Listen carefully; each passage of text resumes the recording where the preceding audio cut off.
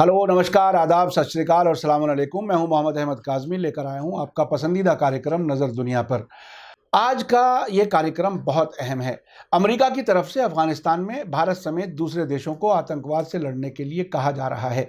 खबर में आगे बढ़ने से पहले आपसे रिक्वेस्ट है कि अगर आप यूट्यूब पर देख रहे हो तो सब्सक्राइब ज़रूर कर लें, और अगर फेसबुक पर देख रहे हो तो लाइक करना ना भूलें, ताकि आपको नई वीडियो की सूचना तुरंत मिल सके।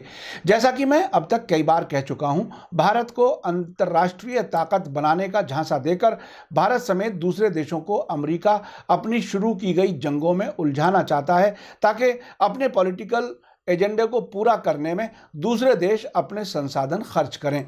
अब ये बात अमेरिका के राष्ट्रपति की जबान से सामने आ गई है, यानी जंग शुरू करे अमेरिका और खमियाजा भुगतें इलाके के देश। अब खबर है कि अमेरिकी राष्ट्रपति डोनाल्ड ट्रंप ने कल साफ तौर पर कह दिया है कि भारत, ईरान, रूस और तुर्की जैसे मुल्कों को किसी ना किसी वक्त अफगानिस्तान में आतंकवाद के खिलाफ लड़ना होगा। ये जिम्मेदारी सिर्फ अमेरिका की नहीं है कि वो 7,000 मील दूर से आकर आतंकवाद के खिलाफ जंग करे। वो इस वक्त ये नहीं बता पा रहे हैं कि 2001 में जब अमेरिका ने 9/11 आतंकवादी हमलों के बाद अमेरिका के नेतृत्व में नेटो सेना ने तालिबान की सरकार गिराने के लिए जंग की थी और नॉर्दर्न अलायंस की अफगानिस्तान में सरकार बनाई गई थी, वो सब अमेरिका ने ही किया था। और 19 साल हो गए, वहां अब भी सुरक्षा की हालत बहाल नहीं हो सकी है, या ये कहिए कि नहीं की जा सकी है। बल्कि उससे भी पहले जब सोवियत संघ की फौजें अफगानिस्तान में थीं, तो अमेरिका ने सऊदी अरब, पाकिस्तान और कुछ और मुल्कों की मदद से अफगान मुजाहिदीन को न सिर्फ हथियार दिए बल्कि ट्रेनिंग भी दी और उन्हें सोवियत संघ की फौजों से लड़ने के लिए भेज दिया गया। लेकिन जब सोवियत सेना अफगानिस्तान से चली गई तो यही अफगान मुजाहिदीन तालिबान बन गए, और अब यही मुजाहिदीन अमेरिका की नज़र में आतंकवादी बन गए हैं। यानी जब तक अमेरिकी एजेंडे पर काम कर रहे थे तब तक मुजाहिदीन थे, और जब उनके खिलाफ हो गए तो वही आतंकवादी बन गए। डोनाल्ड ट्रंप, जो कि व्हाइट हाउस में पत्रकारों के सवालों का जवाब दे रहे थे, ने यह शिकायत भी की है कि दूसरे मुल्क इस वक्त में अफगानिस्तान में टेररिस्ट के खिलाफ बहुत कम कोशिश कर रहे हैं। उन्होंने कहा कि एक निश्चित समय पर रूस, अफगानिस्तान, ईरान, इराक और तुर्की को भी अपनी लड़ाई लड़नी होगी। उन्होंने सीरिया और इराक की तरफ इशारा करते हुए कहा कि उन्होंने दाइश की खिलाफत का 100% सफाया कर दिया है। उन्होंने आगे कहा कि मैंने ये रिकॉर्ड वक्त में किया है, लेकिन एक निश्चित समय पर इन सभी देशों के आसपास ISIS यानी दाइश आतंकवादी होंगे। उन्होंने दावा किया कि दाइश को रास्ते से हटाकर पूरी तरह से ख़त्म कर दिया गया है। कमाल है साहब, झूठ की भी इंतहा होती है। सीरिया में दाइश आतंकवादियों को खदेड़ने में और मारने में रूस, ईरान, हिजबुल्लाह और सीरिया की सेना ने मिलकर सफलता हासिल की है। अमेरिका ने तो यहां तक कह दिया था कि दाइश को पूरी तरह ख़त्म करने में 10 साल लगेंगे। अब भी सीरिया की बशर अल असद की सरकार अमेरिकी और तुर्की फौजों को अपनी ज़मीन पर काबिज फोर्स समझती है, जबकि ईरानी मिलिट्री सलाहकार वहां मौजूद हैं। दाइश के आखिरी आतंकी दक्षिणी सीरिया के अल सुवेदा से बसों में बैठकर इजराइल गए थे। ये सारे वीडियो और फोटोग्राफ पब्लिक डोमेन में मौजूद हैं।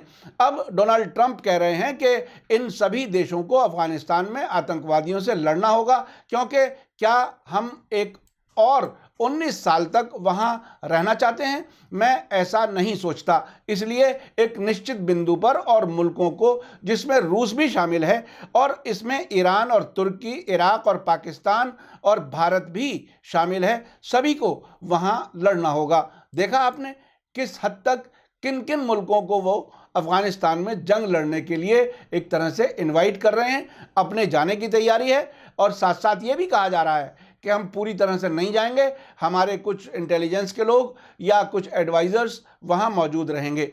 ये बहुत ही दिलचस्प बात है कि पॉलिटिकल एजेंडा हमारा पूरा हो और दूसरे देश वहां पर अपने संसाधन, अपना पैसा, अपने हथियार, अपने फौजी खर्च करें। यानी हालात हमने खराब किए, अब हमसे नहीं संभल रहे, तो दूसरे देश ये जिम्मेदारी निभाएं।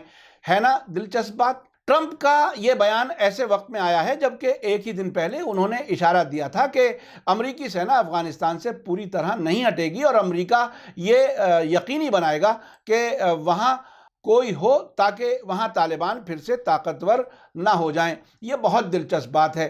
ट्रंप के विशेष दूत जलमय खलीलजाद दोहा कतर में तालिबान से हाल ही में 8वें दौर की बात कर चुके हैं और फिर से वो तालिबान से बात करने वहां पहुंचने वाले हैं, जिससे ये जाहिर हो रहा है कि अमेरिका तालिबान को आने वाली अफगानिस्तान की सरकार में शामिल कराना चाहता है, जबकि डोनाल्ड ट्रंप कह रहे हैं कि वो तालिबान को मजबूत होता नहीं देखना चाहते।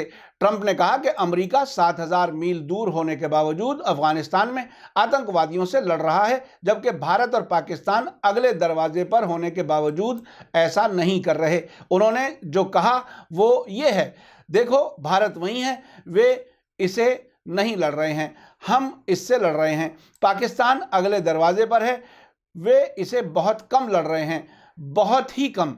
यह मुनासिब नहीं है, जबकि अमेरिका 7000 मील दूर है। उन्होंने सीरिया में दाइश के बारे में जो बात कही वो बहुत दिलचस्प है। उन्होंने दूसरे मुल्कों की आलोचना करते हुए कहा कि वो कहते हैं कि खलीफा चला गया है।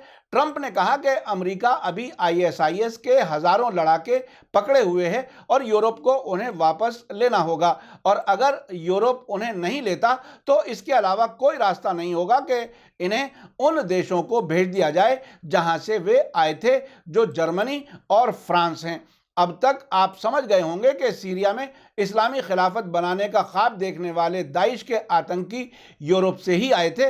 अब ये बात अमेरिका के राष्ट्रपति कह रहे हैं, जिसे वो पहले नहीं कह पाते थे। एक और रिपोर्ट में पीटीआई ने वॉशिंगटन से कहा है कि अमेरिका दक्षिण एशिया में भारत के जरिए जम्मू कश्मीर के विशेष दर्जे को रद्द करने के बाद एक संतुलन बनाने की कोशिश कर रहा है। ये बात एक कांग्रेस की रिपोर्ट में कही गई है, जिसमें राष्ट्रपति डोनाल्ड ट्रंप के जरिए भारत और पाकिस्तान के बीच कश्मीर मुद्दे पर मध्यस्थता की पेशकश का भी जिक्र है।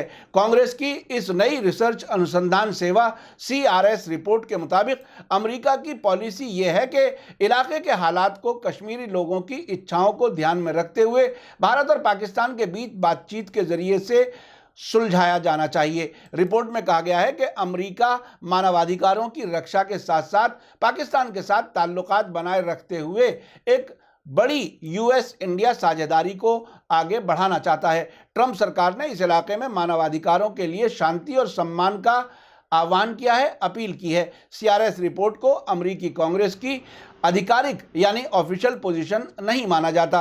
देखा आपने, अमेरिका अपने दोस्त मुल्कों में इसी तरह अपनी चौधराहट मनवाता है, जिस तरह पिछले एक महीने में 3 बार कह चुके हैं कि वो भारत और पाकिस्तान के बीच मध्यस्थ का काम करने के लिए तैयार हैं। इसके अलावा वो अफगानिस्तान से अपनी फौज का खर्च कम करने के लिए वहां से फौज कम तो करना चाहते हैं, लेकिन पूरी तरह से जाना नहीं चाहते।